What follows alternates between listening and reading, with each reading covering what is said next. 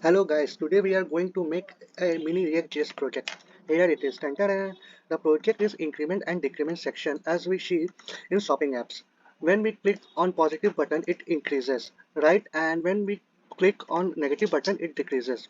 But here is the catch. As we see it's showing negative value, we have to stop at 0. Like this. For this result, we have to give some logic to the code or a project. All these things we will make in this project. So let's start the coding part.